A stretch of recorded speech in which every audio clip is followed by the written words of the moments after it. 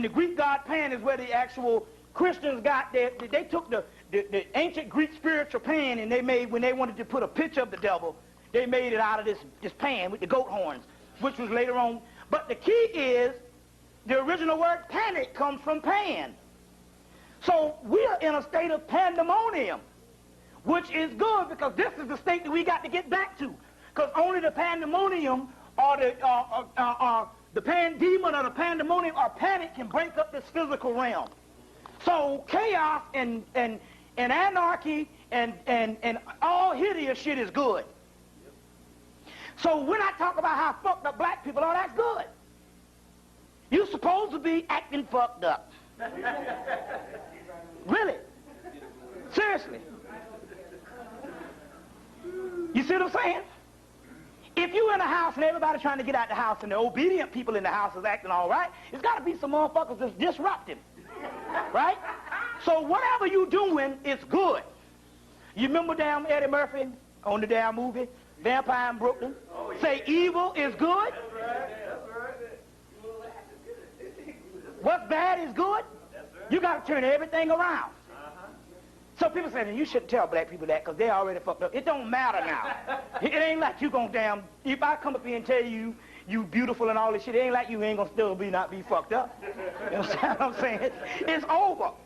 It gotta become a time when the shit is over. Everybody else is all talking about the righteousness and we gotta get back to family and we gotta get back to community and we gotta do that. That's bullshit. That's feel-good shit. You ain't getting back to no damn community. You ain't trying to live in no community.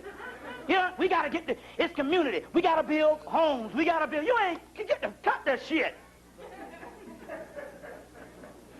You understand what I'm saying?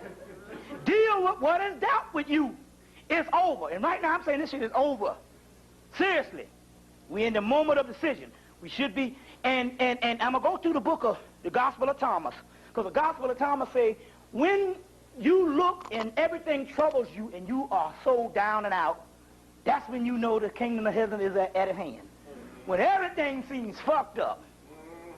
You understand what I'm saying? Now this ain't the same as some cracker coming burning up some nigga house in Alabama. And they saying, oh Lord, I just pray to God. No, I ain't talking about that. That's lunacy. You know what I'm saying? I'm talking about your feeling. You know? I ain't talking about, you know, I just pray to God. You know what I'm saying? And shit like that, you know. But I'm talking about, it says, whenever, let me read it to you right here. I'll read it to you. We got a lot to go, but don't worry about it. We got a lot to go. This is the Gospel of Thomas. This is the Gospel of Thomas, and this ain't got shit to do with the Bible, because this was dug up in 1944. And when you really read it, this is the original teachings of Jesus, and it go against every goddamn thing the Bible say. But although the Bible does say this shit, you just got to look at it the right way. But the way you taught about it, it goes against all that. So, it says, the first thing, these are the hidden sayings of the living Jesus, which ain't got nothing to do with a historical Jesus. This is the Jesus that's supposed to come. The Romans came in and say, hey, we're going to make this motherfucker in the past, and they fucked up everything. Who spoke this to Judas Thomas, the twin who recorded it. And he said, and I'm going to put this, Jesus said, one who seeks should not keep on seeking until he finds. And when he finds, he will be troubled. And when he is troubled, he will marvel and will rule over all. It says you seeking. And you should not seek stop seeking until you find. But when you find, and when you find, you're going to be troubled. You're going to be like, man, this is crazy. It's crazy out here.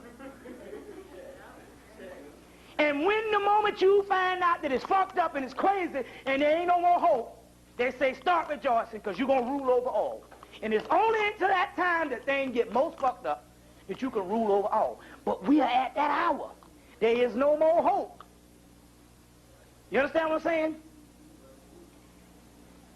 I'm going to get into some other shit. Let's go.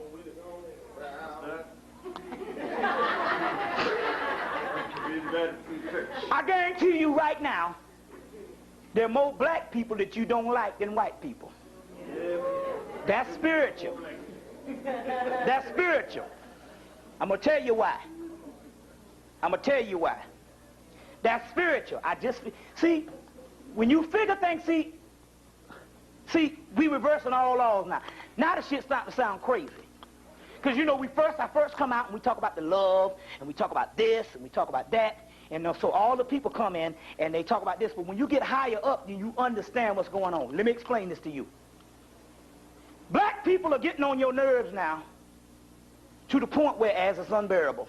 Niggas, right?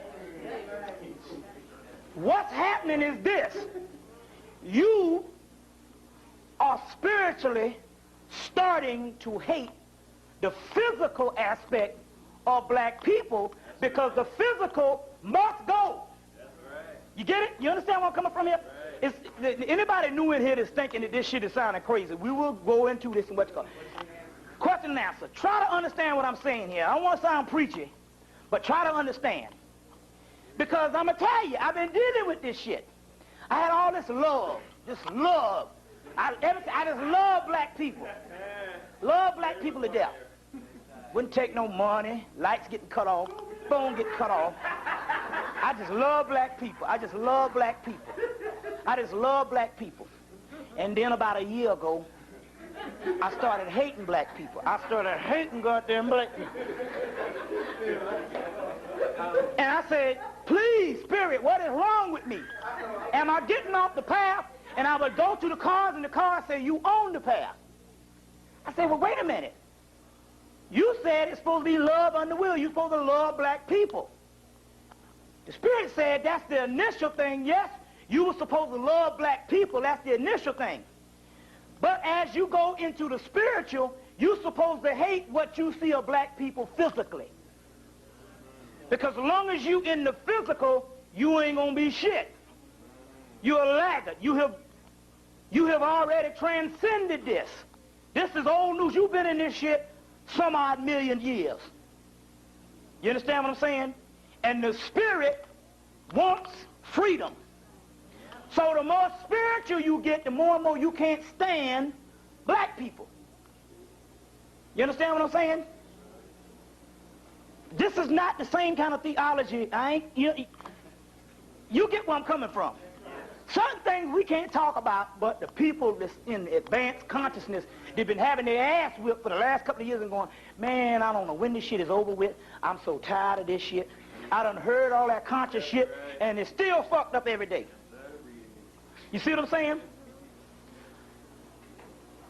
In the Kabbalah, it says, as well as the Gnostic scripture, it says that the light must be sifted up out of the shells, which is the physical bodies. So now, and more in the last year, I have been starting to hate niggas. You see what I'm saying? And I was saying, what's going on here? What's that? It says it's in Jeremiah that he had indignation against his people because of the hand of the Most High was upon him. Hand of the Most High was upon him. Which means now, only the light. We're trying to go to the light. So in actuality, what I'm trying to say is this. The more and more you get disillusioned, the more and more you start hating everything out here. Is more and more to the point where as you start raising yourself even higher.